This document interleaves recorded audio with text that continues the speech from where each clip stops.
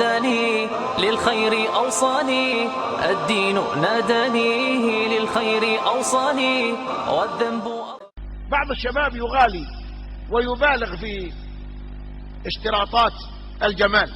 لا، عليك أن تكون أيضا متواضعا، وأن تطلب الجمال بمقدار ما عندك أنت، لأن بعضهم جني وعفريت ويبغى واحدة جميلة، ما يصلح.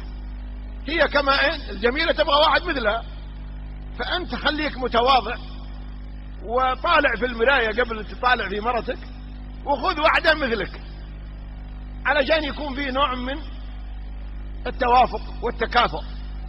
أفواه تشرب من وحي الرحمن، وربك يمنحها